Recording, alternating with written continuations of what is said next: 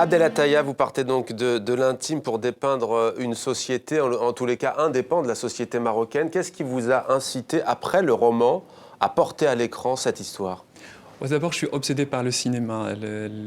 Mes premiers souvenirs de ma vie, de la vie, sont liés aux films égyptiens que je découvrais à la télévision marocaine avec ma famille. Et je me souviens très bien que cette obsession est devenue très vite un désir de passage à l'acte. Je voulais devenir réalisateur et j'ai pris cette décision vers l'âge de 12-13 ans d'aller un jour à Paris pour étudier le cinéma et devenir réalisateur. L'écriture et les livres n'ont été qu'un moyen pour arriver à réaliser ce grand rêve qui est le cinéma. Et quand on commence à y penser d'une manière sérieuse, on ne peut pas échapper à la vérité intime qu'on porte en soi, qu'elle nous concerne nous en tant qu'individus, mais aussi la société dans laquelle on vit. Et quand j'ai commencé à écrire le scénario, à partir du roman, L'Armée du Salut, c'est toute cette connaissance, à la fois claire, lucide, ambiguë, qui est sortie. Et c'est aussi surtout cette violence qui existe entre les individus au Maroc. C'est ça que vous essayez, entre guillemets, de dénoncer ou de montrer dans ce film? C'est la violence ou est-ce que c'est plus l'hypocrisie? Alors tout d'abord, c'est de faire un film. C'est ça le but et le projet, de fabriquer des images d'une réalité marocaine à partir d'une vision très personnelle qui est la mienne. Subjective, mais assumée avec un héros homosexuel que le film n'exclut pas, mais qui est au milieu d'une société qui fait subir à ces individus beaucoup de violence, beaucoup d'ambiguïté et qui les pousse de plus en plus vers l'étouffement des uns des autres, vers la malignité.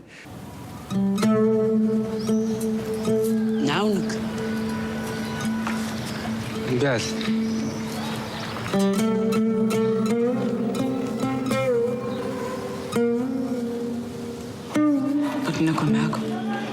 كاين غير البنات هنا. لما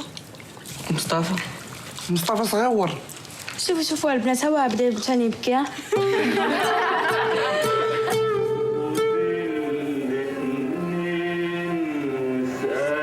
مالك عايشين من العطله؟ لا.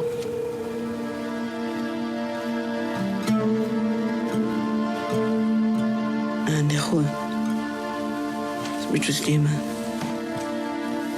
خويا كبير.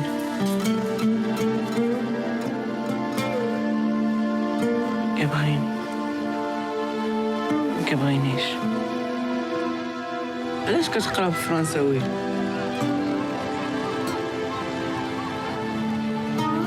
Tu n'aimes pas le français? الفرنساوي اللغة ديال الأغنياء في هاد البلاد. Il n'y a pas de mal à parler français. Ça pourra t'aider à réussir. الو جا مع السيرفوز ديال الريستوران.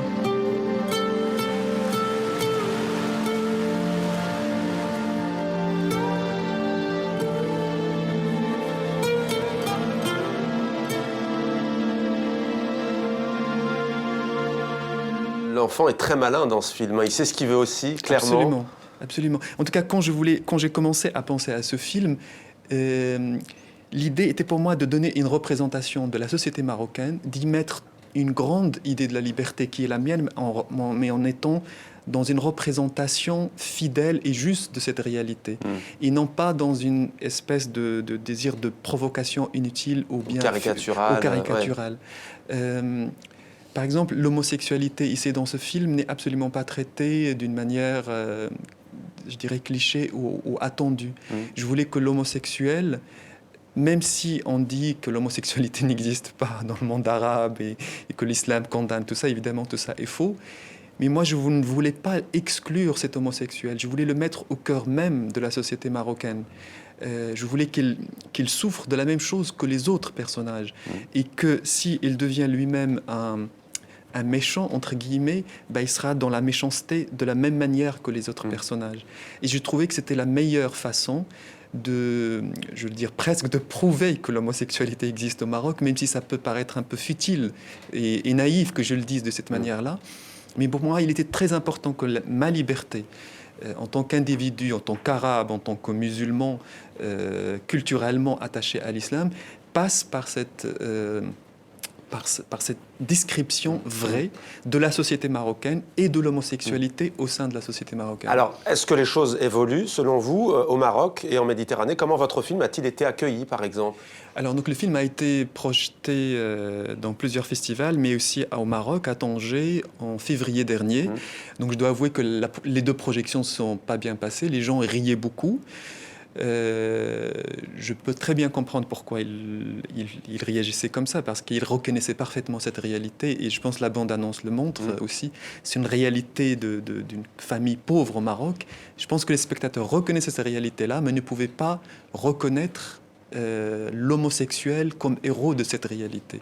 Donc cette gêne, cet embarras a généré des rires un petit peu qui m'ont fait un petit peu mal, je dois avouer. Mais l'essentiel pour moi, c'est qu'on déteste ce film, qu'on le piétine, qu'on fasse ce qu'on veut avec ce film. Mais l'essentiel, c'est que ce film existe et que ça a été le résultat d'un long combat, et que pour moi, je ne l'ai pas fait absolument pas pour faire scandale ou bien pour provoquer quelque chose un débat stérile, mais je voudrais juste que ce film soit vu au Maroc et qu'on cesse de déconsidérer des êtres parce qu'ils sont différents sexuellement, et qu'on les considère comme, je sais pas moi, comme des impies, ou qu'on les viole, qu'on les humilie à longueur d'année. Ça, c'est quelque chose qui, aujourd'hui, surtout après le printemps arabe, qui, moi, me révolte. Parce que moi-même, j'ai parlé d'homosexualité il y a déjà plusieurs années, mais j'ai l'impression que ce que je dis est presque récupéré pour dire « Ah, mais il y a des choses qui bougent au Maroc et qui bougent dans le monde arabe ». Alors qu'au niveau des gouvernements, au niveau des gens qui possèdent le Maroc, qui gouvernent le Maroc, rien ne bouge que de ce côté-là. Et ça, c'est quelque chose qui, moi, personnellement, me révolte au plus haut point.